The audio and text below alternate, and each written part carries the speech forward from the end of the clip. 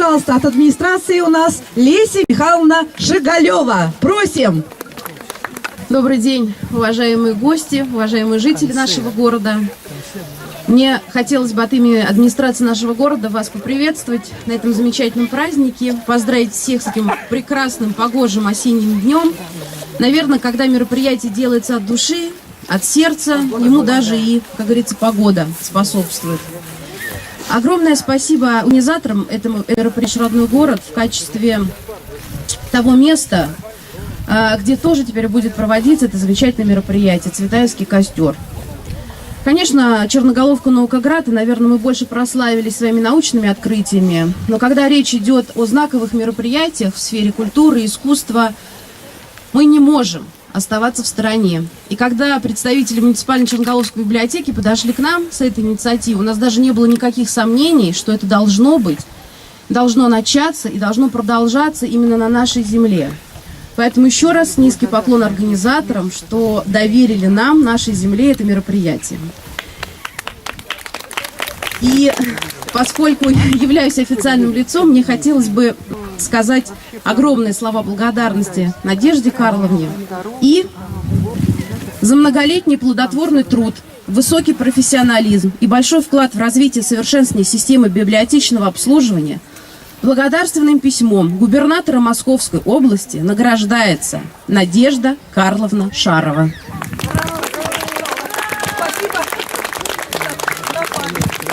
Спасибо вам всем большое. Спасибо вам. Итак, ключевые слова. Костер зажечь. Костер зажечь. Так?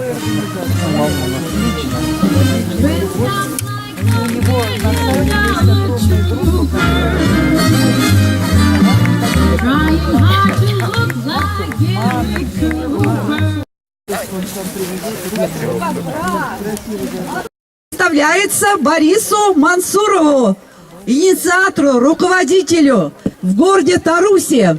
Сам он у нас из Москвы, но тем не менее уже вот много-много-много лет возглавляет Тарусские костры. Пожалуйста. Здравствуйте, очень рад всех вас видеть. И, конечно, очень рад, что это Черноголовка. Потому что впервые я у вас появился, знаете, 41 год назад. Тут живет семья моего блестящего друга, замечательного, такого умница большого. Его, к сожалению, уже нет, Юра Каримов. Он здесь работал, его жена Галя здесь находится. Вообще Черноголовка меня очаровала уже тогда. Поразительный город, умницы. И, конечно, вот это слово физики и лирики, оно к вам относится в первую очередь. Потому что вы, как люди науки, конечно, без поэзии жить не можете. Тем более без поэзии такого титана, как Марина Цветаева. Я хочу сказать, что вот мы занимаемся организацией костров по всему миру. И вам я лично привез вот поклон от костра в Сиднее, это Австралия. Лично поклон от костра в Уганде, это Африка.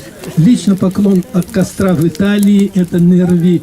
И несколько вам приветствий зачитает сама Надя. Конечно, когда мы встретились впервые вот на костре Таруси с этими сами поразительными вашими ребятками, которые так читают Цветаеву, причем регулярно занимают призовые места в том конкурсе, который идет далеко от вас, в Калужской области. И ваши черноголовцы там всегда среди победителей. Это, конечно, поразительная история, меня так потрясла, и какая-то мысль была, а почему же они тут не читают, своим? И вот Надя, умница какая, она это дело организовала, теперь будет у вас костер. Место у вас, конечно, удивительное, не ока, но все равно озеро.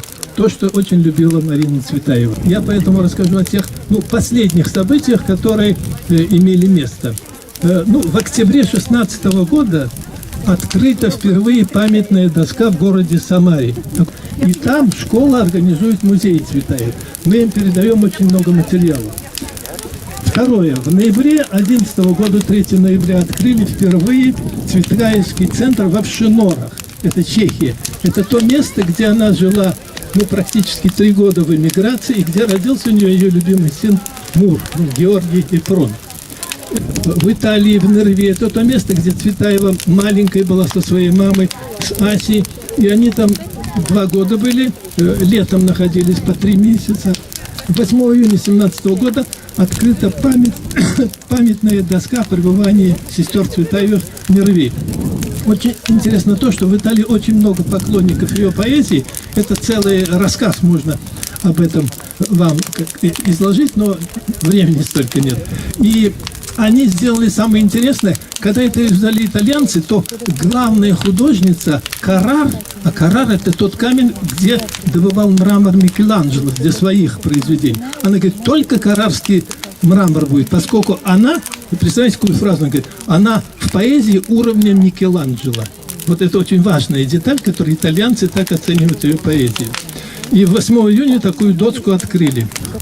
Еще важная деталь, в августе 2017 года прошел первый костер близ Екатеринбурга, ну, в таком, в городе, который тоже, ну, такой химический, закрытый был, но сейчас его открыли, и там вот провели первый костер, и это вам, называется он Лесной, городок Лесной.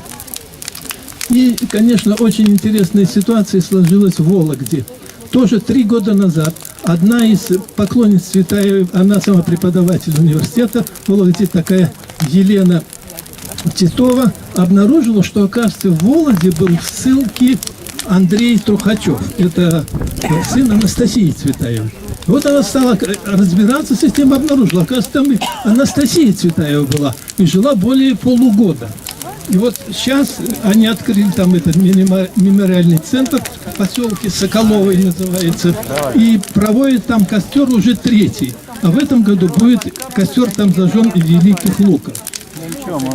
Ну и хочу я вам сказать о печальной истории, но это очень важно, поскольку важно понимать, что в Цветаевском движении просто были выдающиеся люди.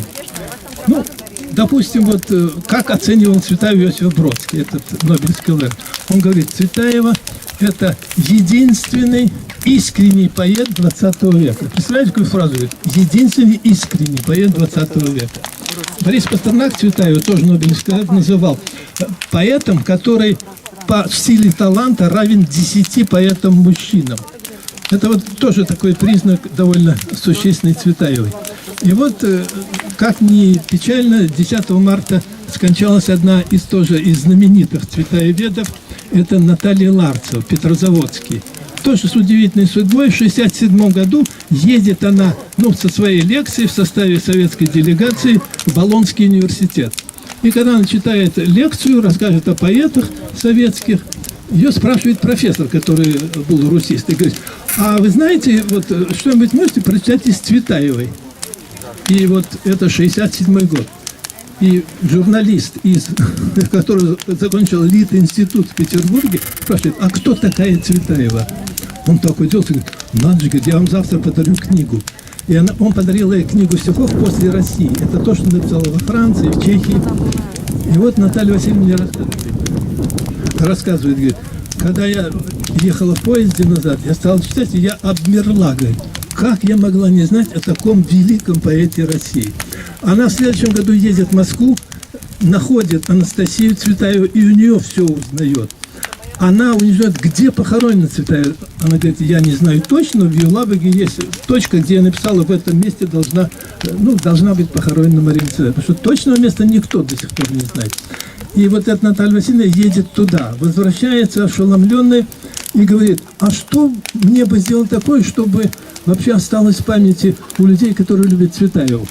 И Анастасия называет несколько, так сказать, ну, будем говорить так, условно, элементов, которые могли бы, ну, в память Цветаева сделаны. И Наталья Васильевна Ларцева находит рукопись сборника стихов Цветаевой с 40-го года, когда она вернулась здесь в 1939-м и была под давлением. И этот сборник не издали, поскольку там были стихи не советские. Она нашла, издала этот сборник, и в 91 году привозит Анастасия. Анастасия Ивановна умерла в 93 году. И Анастасия говорит, батюшка, как вы до этого могли догадаться? Это та мечта, о которой мечтала, будучи на небесах, сама Марина. А я думала, я так умру и не увижу этого сборника. Вот единственный сборник стихов Марины Цветаевой, советский, будем так говорить, он издан был вот этой знаменитой Натальей Васильевной Ларцевой. Поэтому я в заключении выступления прочту стихотворение не Марины Цветаевой, а посвящение Натальи Ларцевой. Вот здесь на плакате на одном есть она. Потом посмотрите. Что удивительный человек, просто поразительный. Памятник Натальи Васильевны написал Юрий Бунчик. Это такой тоже интересный поэт, тоже Цветаелюб. Много стихов от Цветаев, но Наталья Ларцева написал такие стихи. «Вы не ушли, вы просто улетели. Туда, где нет ни лет, ни дней, ни недели. Туда, где нет ни долгих зим, ни весен. Есть всего одна лишь вечность, осень. Я верю, вы стоите у рябины, а рядышком Цветаева Марина. Стоят у рябины ярко-красной, и обе вы в той вечности прекрасной. Я не забуду вас, вы мне поверьте, я знаю, в вашей вечности нет смерти. Я тоже к вам туда приду когда-то, где нет ни дня, ни месяца, ни даты. Вы не ушли, вы просто улетели. Вам не страшны ни вьюги, ни метели. Я вижу, вы стоите у рябины и плачете с Цветаевой Мариной. Все, спасибо вам. А теперь слово предоставляется Валентине Хмарцевой. Я инициатор первого праздника цветаевской поэзии в городе Александрове. И начну с того, что все начинается с детства. В конце 60-х годов меня родители привезли в Тарусу. Тогда Таруса была большой деревней, утопающей в зелени садов, лип, ив. Город поднимался по пологому склону на вершину холма и был развернут амфитеатром в сторону Оки. Ока – это, конечно, доминанта Тарусы. Спокойная, широкая, с великолепными видами и впечатляющими далями, где тянуло просто думать о вечном. В этом городе было зелено, и все было красиво. И вот такая красота, она пленяет человека и заставляет искать слова поэтические, которые бы были созвучны твоей душе. В те времена я еще не знала Марину Цветаеву, не знала, что там бывает ее родная сестра, не знала, что жива еще ее дочь, которая подолгу жила в Тарусе. Но я уже полюбила ту природу, которую любили они. И только в школе мне дали почитать стихи Марины Цветаевой. Чтение было сложным, но я поняла, что и поэт был сложный, поэт трагической судьбы. И меня заинтересовала ее жизнь. Я стала искать сведения об этом. Мне помогли встречи, которые происходили в библиотеке, Московской библиотеки на Таганке. Золото моих волос тихо переходит в седость. Не жалейте, все сбылось, все в душе слилось и спелось. Спелось, как вся даль слилась в стонущей трубе окраины. Господи, душа сбылась, умысел твой самый тайный.